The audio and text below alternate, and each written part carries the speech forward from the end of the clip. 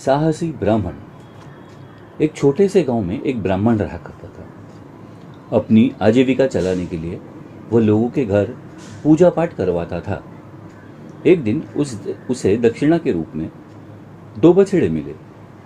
उन बछड़ों को पाकर ब्राह्मण बहुत खुश हुआ और उन्हें अपने घर ले आया। उसने उन बछड़ों को छांव में बांध दिया और उनकी बहुत देखभाल करने लगा। एक बार ब्राह्मण के घर के पास से एक चोर गुजर रहा था। वहां 2 बछड़ों को बंधा देखकर वह सोचने लगा, इन बछड़ों के बड़े होने पर मेरी गरीबी दूर हो सकती है। दबे पांव वो चोर उन बछड़ों की छांव में घुसने लगा। उसने वहां कदम रखा ही था कि वहां एक धुएं की लकीर सी उठी। देखते ही देखते वो लकीर एक भयानक राक्षस के रूप में बदल गई। उस राक्षस को देखकर चोर के छक्के छूट गए।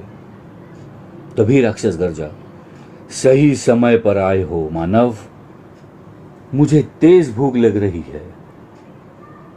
आज ही मैं तुम्हें खाकर अपनी भूख मिटाऊंगा। वैसे भी मुझे मनुष्य का स्वाद लिए बहुत दिन हो गए। राक्षस की बात सुनकर चोर डर के मारे कांपने लगा। वह राक्षस से बोला, मुझ पर दया करो, मुझे मत खाओ, मैं तो एक गरीब चोर हूं। खाना ही है तो उस मोटे ब्राह्मण को खाओ, उसका स्वाद लेकर तुम अवश्य तृप्त हो जाओगे। मुझे बछड़े लेकर भाग जाने दो। ठीक है, राक्षस ने कहा। राक्षस ने उस चोर की बात मान ली, लेकिन तुम यही इंतजार करो, पहले मैं जाकर उस ब्राह्मण को खाऊंगा। नहीं, पहले मुझे बछड़े ले जाने दो। अगर वह ब्राह्मण उड़ गया तो वो मुझे बहुत पीटेगा। नहीं, मैं पहले ब्राह्मण को खाऊंगा। चोर और राक्षस के बीच बहुत घमासान बहस शुरू हो गई। आंगन में तेज आवाज सुनकर ब्राह्मण की नींद खुल गई। जब उसने खिड़की के बाहर झांका तो राक्षस और चोर को बाहर लड़ते पाया। उनकी बातचीत से वह तुरंत सब कुछ समझ गया। ब्राह्मण ने हिम्मत करके अपनी हथेली में पवित्र पानी लिया, कुछ मंत्र पढ़े और वो मंत्र पढ़कर राक्षस पर फेंक दिया। उसी क्षण राक्षस गायब हो गया।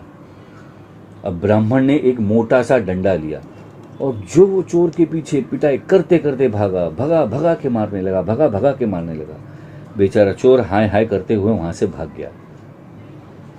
इसी हिम्मत से ब्राह्मण ने अपनी जान तो बचाई, बल्कि अपने बछड़ों की भी जान बचाई। तो बच्चों, हमें इस स्टोरी से यह सीख मिलती है कि हर व्यक्ति को साहसी होना चाहिए। धन्यवाद।